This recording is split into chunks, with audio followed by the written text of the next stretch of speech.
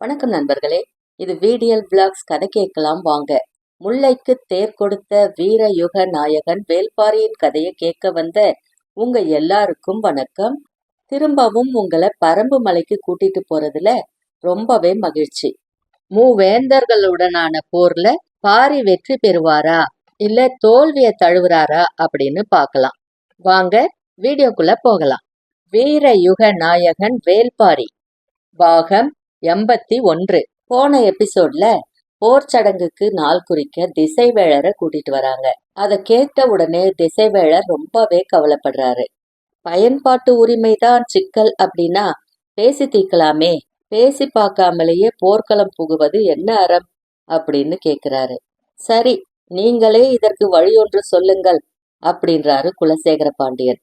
3 பேரரசுகளின் போற்றுதலுக்குரிய பெரும் புலவர் கபிலர் தானே, அவர்தானே பாரியின் உற்ற தோழர், அவர் மூலம் பேசி பார்க்கலாமே அப்படின்னு திசைவேழர் சொல்றாரு. உடனே குலசேகர பாண்டியன், சரி, பேச்சுவார்த்தைக்காக கபிலருக்கு அழைப்பு அனுப்புங்கள் அப்படின்னு சொல்றாரு. அது வரைக்கும் போன எபிசோட்ல பார்த்தோம். அதுக்கப்புறம் என்ன நடந்துச்சுன்னு இந்த எபிசோட்ல பார்க்கலாம். வாட்படை தளபதி சாகலைவன் வந்த தேர் இரவு முழுவதும் நாகக்கரட்டின் அடிவாரத்திலேயே நின்னுட்டு இருந்துச்சு. அவன்தான் கபிலருக்கு அழைப்பு எழுதப்பட்ட சுருள் மடலை எடுத்துட்டு வந்தவன். பரம்பு வீரர்கள் அதை வாங்கிட்டு இரளிமேட்டுக்கு போனாங்க. மறுமொழி வரும் வரை காத்திருக்கிறேன் அப்படின்னு சொல்லி காத்துட்டு இருந்தான் சாகலைவன். மறுநாள் பொழுது விடியுது. செய்தியை எதிர்பார்த்துட்டு காத்துட்டு இருந்தான் சாகலைவன். நீண்ட நேரத்துக்கு பின்னால கரட்டு மேட்டிலிருந்து ஆட்களின் வருகை தெரியுது. உற்று பார்த்தான். நடுவுல வர்றவர் தான் கபிலர். அவன் கபிலருக்கு அறிமுகமானவன் தான்.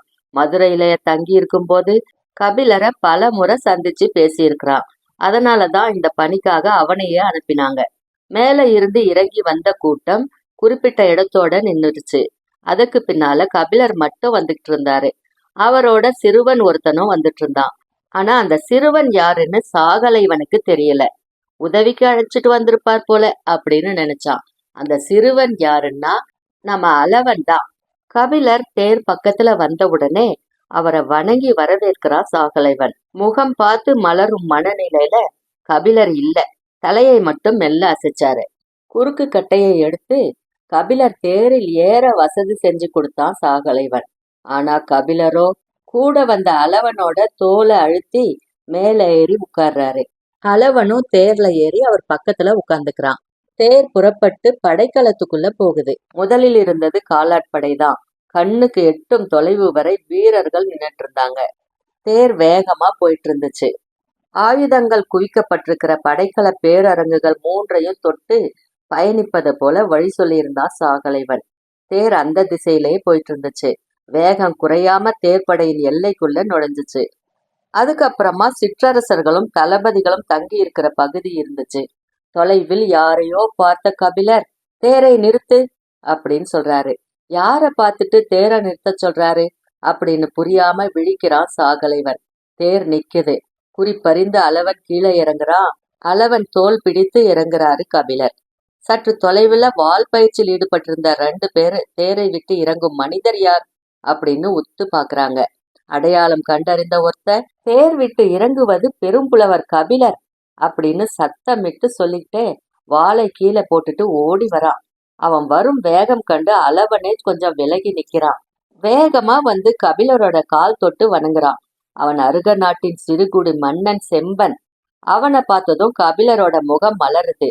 1½ ஆண்டுகளுக்கு முன் இவனது மாளிகையில் தேரலை அருந்தி மான்கறி சாப்பிட்டு இருக்கும் போது பாரிய கதையை பத்தி பேச்சு வருது. அவனது வள்ளல் தன்மையை பற்றி செம்பன் சொன்னதை ஏற்காத கபிலர், நாளையே நான் புறப்பட்டு பரம்பு மலைக்கு போகிறேன் அப்படின்னு சொல்லி புறப்பட்டு போனாரு. அதன் பிறகு இன்னைக்குதான் மலை விட்டு இறங்கி சமவெளிக்கு வந்திருக்காரு. யாரை பார்த்து விட்டு பரம்பில் ஏறினேனோ அவனைத்தான் பரம்பு விட்டு இறங்கியதும் முதலில் பார்க்கிறேன் அப்படின்னு சொல்லி அவனோட தோலை தொட்டு மகிழ்ந்தாரு கபிலர். சுற்றிலும் கூட்டம் கூடுது. அந்த பகுதியில இருந்தவங்க எல்லாரும் சிறுகுடி மன்னர்களும் தளபதிகளும் தான். எல்லாருக்கும் கபிலர் யாருன்னு தெரியும். பேரரசர்கள் பணிந்து வணங்கும் பெரும் புலவன் நம்மோடு போர்க்களத்தில் நின்னு உரையாடுறாரு அப்படின்ற பெருமிதத்தோட கூட்டம் கூடுது. ஆனாலும் எல்லாரும் விலகியே நிக்கிறாங்க. நீ அன்று பாரியின் வள்ளல் தன்மை பற்றி வியந்து கூறினாய். நான் மறுத்து கூறி அதை சோதித்தறிய மலையேறினேன். 1½ ஆண்டுகளுக்கு மேல் ஆகிவிட்டது. எனது வாழ்வின் மிகச் சிறந்த இந்த காலத்தை சொல்லால் வார்த்துச் சொல்கிறேன். உனது வார்த்தையே மெய். அதை நான் பணிந்து ஏற்கிறேன் அப்படின்னு சொல்லி செம்பனை நோக்கி கை குவிக்கிறாரு கபிலர். நடுங்கி போய் கபிலரோட கால் பற்றி வணங்குறான் செம்பன். தாங்கள் என்னை வணங்கக்கூடாது புலவரே அப்படின்னு சொல்றான். நான் உன்னை வணங்கவில்லை செம்பா, நீ சொன்ன உண்மையை வணங்குகிறேன். அந்த உண்மைக்கு எதிராகவே இப்போது வாள் ஏந்த வந்துள்ளேன். பேரரசரின் ஆணை இது, என்னை மன்னியுங்கள் அப்படின்னு கொஞ்சம் கலங்கிய குரலோடு சொல்றான். உண்மையல்லாத ஒன்றை நான் எப்போதும் மன்னிப்பதில்லை அப்படின்னு சொல்லிட்டு மறுபடியும் தேர்ல ஏறி உட்கார்றாரு கபிலர். அங்கிருந்து அவங்களுக்கு அங்க என்ன நடக்குதுன்னே புரியல. குவித்த கைய விளக்காமையே அவரையே பார்த்துக்கிட்டு நின்னுட்டு இருந்தான் செம்பன். தேர் ஏறிய கபிலர் அவனது கைகளை பார்த்துக்கிட்டே சொன்னாரு, இந்த கைகளால் அன்று கரித்துண்டங்கள் நிறைந்த குழிசி பானையை என்னை நோக்கி தள்ள முடிந்திருந்தால் நாம் இந்நேரம் போர்க்களத்தில் சந்தித்திருக்க மாட்டோம் அல்லவா? கபிலரோட முகத்தில் இருந்த மெல்லிய சிரிப்பு செம்பனை கூனி குறுக செய்யுது. தேரோட வேகம் கூடுது. படைகளை எல்லாம் கடந்து மூஞ்சல் நகர் நோக்கி போகுது தேரு. தனித்துவம் மிக்க இந்த பகுதியை பார்த்ததும் பேரரசர்களின் கூடார பகுதி அப்படின்றது புரியுது. மூஞ்சலுக்குள் தேர் நுழைஞ்சதும் வரவேற்க அமைச்சர்கள் நின்னுட்டு இருந்தாங்க. அவங்க நின்ற இடம் வந்து தேர் நிக்குது. அமைச்சர்கள் 3 பேரும் பெரும் புலவரை வணங்கி வரவேற்கிறாங்க. முசுகுந்தரின் முகம் அளவற்ற மகிழ்வுல இருந்துச்சு. எத்தனையோ மாலை பொழுதுகளை வைகை கரையில கபிலரோடு உரையாடி மகிழ்ந்தவர் அவரு. நாகரையனும் வளவன்காரியும் அவரோட கை தொட்டு வணங்குறாங்க. அவங்க 2 பேருக்கும் கபிலரோட உரையாடும் அளவுக்கு உறவு இல்லை. தேர் விட்டு இறங்கிய கபிலர் நடக்க தொடங்குறாரு. 3 பேரரசர்களுக்கும் தனக்குமான உறவின் வலிமை நினைவெங்கும் பறந்து விரியுது. எனது புலமையை போற்றி கொண்டாடிய பேரரசர்களுக்கு எதிராக வந்து விழப்போகும் சொற்கள் என்னவாக இருக்கப் போகின்றன? அவை எனது வாழ்வின் முழுமையிலிருந்து விளைந்த சொற்களாக இருக்கப் போகின்றனவா, அல்லது பரம்பிலிருந்து மட்டும் விளைந்த சொற்களாக இருக்கப் போகின்றனவா? சரி, அதை ஏன் முன்கூட்டியே சிந்திக்க வேண்டும் அப்படின்னு நினைச்சுக்கிட்டே கூடாரத்துக்குள்ள நுழைஞ்சாரு கபிலர். குலசேகர பாண்டியன் இருக்கையை விட்டு எழுந்து பெரும் மகிழ்ச்சியோட வரவேற்கிறாரு. செங்கன சோழனும் உதியன் சேரலும் பொதிய விற்பனும் வணங்கி வரவேற்கிறாங்க. சோழவேலன் அனைத்து மகிழ்றான். கூடாரத்தின் இடது ஓரம் இருந்த சிறு மேடையில 4 பேர் உட்கார்ந்து யாழ் மீட்டி பாடிட்டு இருந்தாங்க. கபிலர் உள் நுழைஞ்சதும் பாடலை நிறுத்தி எழுந்தாங்க. மீட்டிய யாழையும் பிற இசைக்கருவிகளையும் வச்சுட்டு வெளியேறி போனாங்க. அவங்க பாடிட்டு இருந்த வேந்தே கான் அப்படின்ற கபிலரோட பாடலை முணுமுணுத்தபடி கபிலரை இருக்கையில உட்கார வச்சுட்டு தானும் இருக்கையில உட்கார்றாரு குலசேகர பாண்டியன். நீங்கள் இந்த பாடலை எழுதிய அன்று நமக்குள் நிகழ்ந்த உரையாடல் நினைவிருக்கிறதா அப்படின்னு பேச்சை இயல்பா தொடங்குறாரு குலசேகர பாண்டியன். நன்றாக நினைவிருக்கிறது அப்படின்றாரு கபிலர். வேந்தனின் செங்கோன்மையை இதைவிட சிறப்பாய் இன்னொரு புலவன் சொல்லிவிட முடியாது என்று நான் சொன்னபோது அன்று நீங்கள் மறுத்தீர்கள் அல்லவா அப்படின்னு கேட்கிறாரு குலசேகர பாண்டியன். ஆம் அப்படின்றாரு கபிலர். இன்று வரை இதற்கு இணையான பாடலை வேறு யாரும் எழுதிவிடவில்லை. யாரும் எழுதிவிடாததாலேயே இது சிறந்த பாடலாகிவிடுமா அப்படின்னு கேட்கிறாரு கபிலர். இன்றைக்கும் இதுதான் சிறந்த பாடல் புலவரே. இல்லை, பிழையான பாடல் அதிர்ந்தாரு குலசேகர பாண்டியன். பெரும் புலவர் கபிலர் பிழையான பாடல் எழுதினாரா அப்படின்னு கேட்கிறாரு. நான் பாடல் எழுதினேன், காலம் அதை பிழையென ஆக்கியுள்ளது. எதை பிழையென சொல்கிறீர் புலவரே? செங்கோன்மைக்கு நான் சொன்ன உவமை பிழையென கருதுகிறேன். அவையில் அமைதியே நீடிக்குது. கபிலரே தொடர்ந்தாரு. அரசன் அறத்தை நிலைநாட்ட தண்டத்தை பயன்படுத்துவது பயிருக்குள் இருக்கும் கலையை அகற்றுவது போன்றது என குறிப்பிட்டுள்ளேன் அல்லவா, அதைத்தான் சொல்கிறேன் அப்படின்னு சொல்றாரு. அது முற்றிலும் சரியான கருத்துதானே. அதில் என்ன பிழையுள்ளது புலவரே? அரசு அறத்தை நிலைநாட்ட தண்டத்தினை கொண்டு கலையை பறிக்கலாம். ஆனால் பயிரை பறிப்பது எந்த வகை அறம்? அரச நெறியின் பெயரால் நிகழ்த்தப்படும் செயல்கள் அனைத்தும் செங்கோன்மைக்கு பெருமை சேர்ப்பதாகாது. கபிலர் சொல்ல வருவது என்ன அப்படின்னு எல்லாருக்குமே புரிஞ்சது. உரையாடல் தொடங்கும் போதே கபிலர் அவையை அந்த இடத்துக்கு கொண்டு வந்து நிறுத்துவாரு அப்படின்னு யாருமே எதிர்பார்க்கல. இந்த தன்மையில இந்த பேச்சு தொடங்கக்கூடாது, தொடரவும் கூடாது அப்படின்னு நினைச்ச முசுகுந்தர், முதல்ல பயணம் களைப்பார சுவை நீர் அருந்துங்கள், பிறகு உரையாடலாம் அப்படின்னு கையசைத்தபடி சொல்றாரு. ஒவ்வொருவருக்கும் அழகான பீங்கான் குவளையில் முன்னீர் வழங்குறாங்க. முசுகுந்தர் கபிலரை பார்த்து, இது குறும்பை நீரும் கரும்பின் சாறும் தெங்கின் இளநீரும் கலந்த முன்னீர் சாறு. நீங்கள் அருந்தி நீண்ட காலம் ஆகியிருக்கும் அல்லவா அப்படின்னு கொஞ்சம் எல்லலோட கேக்குறாரு. குவளை நீரை வாங்கியபடி கபிலர் சொல்றாரு, குறும்பையும் தெங்கும் பரம்பில் நிறைய உண்டு. கரும்பை மட்டும் சமவெளி மக்களிடம் மான் தசையும் மதுவும் கொடுத்து வாங்குவர் என சொன்னவரு, இன்னும் நீங்கள் கரும்பை பிழிந்து சாறு எடுத்துத்தான் குடிக்கிறீர்களா அப்படின்னு கேக்குறாரு. அவையில இருக்கிறவங்க எல்லாம் அதிர்ச்சி அடையறாங்க. கரும்பை பிழிந்துதானே சாறு எடுக்க முடியும், வேற எப்படி எடுப்பது அப்படின்னு கேக்குறான் சோழவேலன். கரும்பின் 3வது கணு மட்டும் சிறு துளையுடையது. விளைந்த கரும்பை செம்மண்ணால் குழைத்த துணி கொண்டு அடி முதல் நுனி வரை இறுக கட்ட வேண்டும். 3வது கணு மட்டும் வெளியில் தெரிவதைப் போல இருக்க வேண்டும். அதில் குவளையை கட்டி வைத்து விட்டால் பனையில் கல் இறங்குவது போல கரும்பின் சாறு இறங்கும். 10 கரும்புகளுக்கு 1 மிடறு சாறு கிடைக்கும். அதற்கு இணையான சுவை நீர் உலகில் வேறில்லை. கேட்டுக்கிட்டு இருந்தவங்க நாக்குல 3ஆம் கணுவின் நீர் இறங்க தொடங்குது. கபிலர் தொடர்ந்து சொல்றாரு, அதை மட்டுமே குடிக்க வேண்டும் என்று குவளை நிறைய நாள் தவறாமல் எனக்கு தருவான் பாரி. எங்க தொடங்கினாலும் முடிக்க வேண்டிய இடத்துல வந்து முடிக்கிறாரே கபிலர். குவளையில் முன்னீரை யாருமே குடிக்கல. பேச்சின் சூழலும் பொருத்தமா அமையற மாதிரி இல்ல. குவளையை கையில் ஏந்தின கபிலருக்கு அப்போதுதான் நினைவு வருது. உடன் வந்த அளவன் அருகில் இல்லை. என்னுடன் வந்த சிறுவன் எங்கே அப்படின்னு கேக்குறாரு. மற்றவர்களும் அதுவரை அதை கவனிக்கல. கூடாரத்துக்கு வெளியே பணியாளர்கள் அங்குமிங்குமா தேடுறாங்க. மூஞ்சலின் ஒரு மூலையிலிருந்து நடந்து வந்துட்டு இருந்தான் அளவன். பணியாளர்கள் அவனை அழைச்சிட்டு வந்தாங்க. கூடாரத்துக்குள் நுழைந்து கபிலர் பக்கத்துல உட்கார்ந்துக்கிட்டான். அவனுக்கும் குவளையில் முன்னீர் தரப்பட்டது. அதுவரைக்கும் உதயஞ்சேரல் பக்கத்துல உட்கார்ந்திருந்த கருங்குரங்கு குட்டி திடீரென பல்லை இழுத்து கிர் அப்படின்னு ஓசை எழுப்ப தொடங்குது. என்ன ஓசை எழுப்புது அப்படின்னு மற்றவங்க பார்க்கும் போதே அந்த இடத்துல மழம் கழித்தது.